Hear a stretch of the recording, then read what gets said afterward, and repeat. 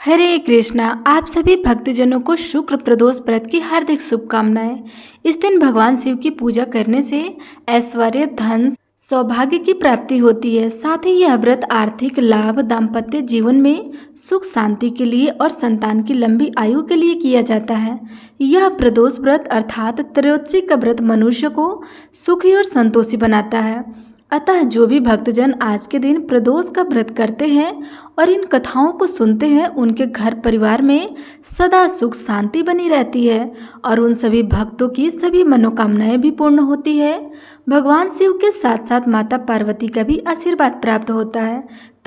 तो आज आप सुनेंगे शुक्र प्रदोष व्रत की बड़ी ही दुर्लभ कथा। इस कथा को बड़ी ही श्रद्धा और प्रसन्न चित्त मन से सुनिएगा। प्रेम से बोलिए भगवान भोलेनाथ की जय। स्कंद पुराण के अनुसार सूत जी कहते हैं, विदर्भ देश में सत्यव्रत नाम से प्रसिद्ध एक राजा थे। धर्म पूर्वक राज्य करते हुए उनका बहुत सा समय सुख पूर्वक बीत गया। एक समय साल्व देश के राजाओं ने विदर्भ देश पर आक्रमण कर दिया। उनके बीच में भयंकर युद्ध हुआ। दोनों पक्षों की बहुत सी सेना मारी गई, परंतु अंत में विदर्भ देश के राज भी उनके हाथों से मारे गए। विदर्भ राज्य की गर्भवती स्त्री दुखी होकर रात के समय राजभवन से निकलकर वन की ओर चली गई। सुबह होने पर उस रानी ने जलाशय के किनारे एक वृक्ष के नीचे एक सुंदर से पुत्र को जन्म दिया। उनके बाद वह प्यास से व्याकुल होकर जलाशय में पानी पीने गई। इतने में ही एक घड़ियाल ने आकर उसे अपना ग्रास बना लिया। वह बालक पैदा होते ही माता पिता से हीन हो गया। जब वह नवजात शिशु वृक्ष के नीचे पड़ा हुआ जोर जोर से रोने लगा, उसी समय भगवान भोलेनाथ की कृपा से वहां पर एक उमा नाम की ब्राह्मणी पहुंची। वह अपने 1 वर्ष के बालक शुचिव्रत को गोद में लिए हुए थी। वह ब्राह्मणी बहुत ही गरीब और विधवा थी। वह भीख मांगकर अपना गुजारा करती थी। उस बालक को रोते हुए देखकर उसने मन ही मन सोचा कि यह तो बड़ी हैरानी की बात है कि यह नवजात शिशु जिसकी भी है, अभी तक नाल भी नहीं काटी गई है, यहाँ पर पड़ा हुआ है। इसकी माता कहाँ चली गई? जब वह ब्राह्मणी सोच में डूबी हुई थी, उसी समय वहां से एक सन्यासी गुजरे। वह ऐसे जान पड़ते थे मानो साक्षात शंकर भगवान है। उन श्रेष्ठ भिक्षु ने उस स्त्री से कहा, हे ब्राह्मणी, तुम इस बालक की रक्षा करो, इससे तुम्हें परम कल्याण की प्राप्ति होगी। इतना कहकर के वह दयालु भिक्षु वहां से चले गए। उनके जाने के बाद ब्राह्मणी ने उस बालक को लेकर अपने घर की ओर प्रस्थान किया। वह ब्राह्मणी एक चक्र नामक नगर में निवास करती थी। ब्राह्मणी ने उस बालक का अपने बेटे के समान ही पालन पोषण किया और उनका नाम धर्मगुप्त रखा। वह भिक्षा के अन्न से ही अपने पुत्र और राजकुमार दोनों को पालने लगी।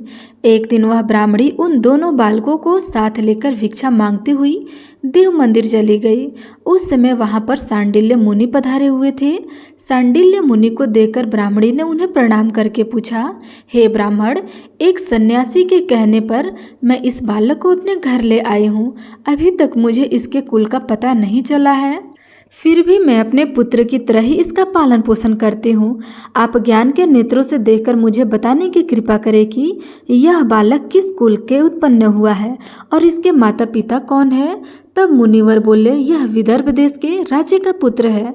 इतना कहकर के सांडिल्य मुनि ने उस बालक के पिता के युद्ध में मारे जाने तथा उनकी माता के ग्रास द्वारा ग्रस्त हो जाने का सब समाचार पूर्ण रूप से बताया।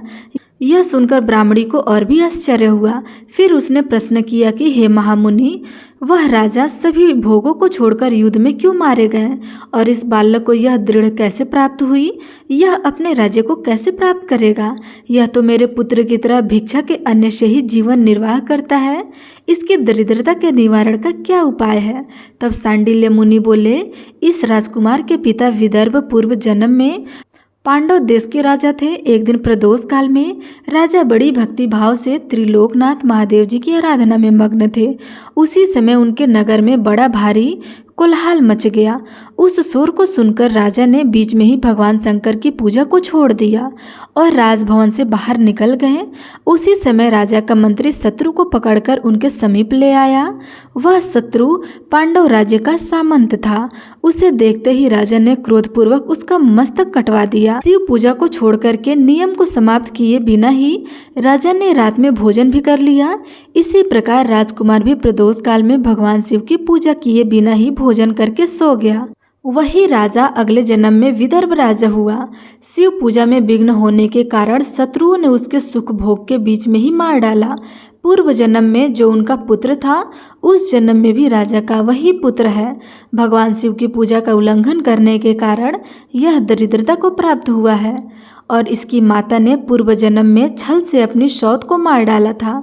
उस महापाप के कारण ही वह इस जन्म में ग्रास के द्वारा मारी गई थी। हे ब्राह्मणी, तुम्हारा पुत्र पूर्व जन्म में भी एक ब्राह्मण था।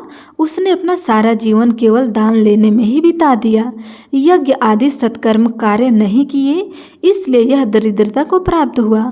उस दोष के निवारण के लिए अब यह भगवान शंकर की शरण में जाए।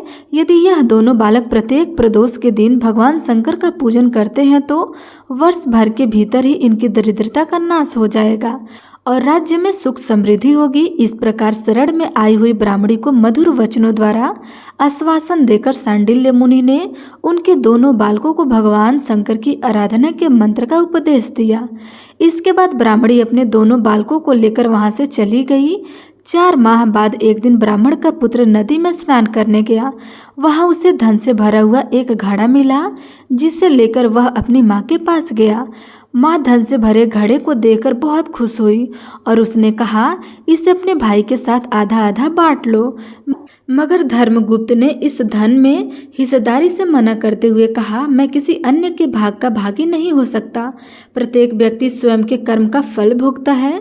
और इस प्रकार प्रसन्नतापूर्वक भगवान शंकर की पूजा करते हुए उन दोनों कुमारों का 1 वर्ष व्यतीत हो गया। एक दिन ब्राह्मण का पुत्र और राजकुमार वन में भ्रमण करने गए। मार्ग में उन्होंने देखा कि अनेक गंधर्व कन्याएं आपस में खेल रही थी। ब्राह्मण कुमार वहीं पर रुक गए और राजकुमार से बोले, हमें इससे आगे नहीं जाना चाहिए। यह गंधर्व कन्याएं हैं, किसी को भी अपनी ओर आकर्षित कर सकती हैं। मगर राजकुमार निडर होकर आगे बढ़ते गए। जब मुख्य गंधर्व कन्या ने राजकुमार धर्मगुप्त को देखा तो वह उनके प्रति आकर्षित हो गई। उसने अपनी सभी सखियों को फूल चुनने के लिए भेज दिया और राजकुमार के पास आने की प्रतीक्षा करने लगी। उसे अकेला देखकर राजकुमार उसके पास गए और उनसे बातचीत शुरू कर दी। उसने बताया कि मैं विदर्भ देश का राजकुमार हूँ। मेरे माता पिता अब इस संसार में नहीं है और शत्रुओं ने हमारे राज्य पर कब्जा कर लिया।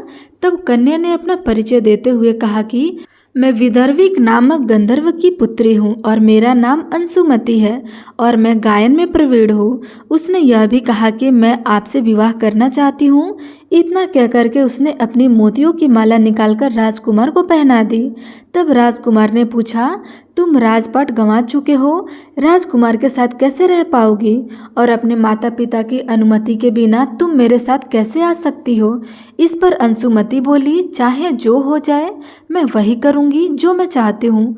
तुम 2 दिन बाद प्रातःकाल यहाँ आकर मुझसे मिलना। इतना कहकर के वह वहाँ से चली गई।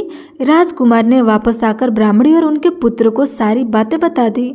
वे दोनों बहुत खुश हुए। 2 दिन बाद राजकुमार पुनः उसी वन में गए। उसने देखा कि अंशुमति अपने पिता के साथ उनकी प्रतीक्षा कर रही थी। तब गंधर्व राज्य ने राजकुमार से कहा, मैं कैलाशपुरी गया था। वहाँ भगवान शिव और माता पार्वती ने मुझे बुलाकर कहा कि धर्मगुप्त नामक राजकुमार राज्य में विहीन होकर भटक रहा है। जाओ और उनका राज्य पुनः प्राप्त करने में उनकी सहायता करो। मैं उनकी आज्ञा के अनुसार अपनी पुत्री अंशुमति का हाथ तुम्हारे हाथ में दे रहा हूँ और राज्य प्राप्त करने में मैं तुम्हारी सहायता करूँगा। मेरी पुत्री 10,000 वर्षों तक तुम्हारे साथ इस पृथ्वी पर रहेगी और जब तुम शिवलोक में जाओगे तभी वह इसी काया में तुम्हारे साथ ही रहेगी।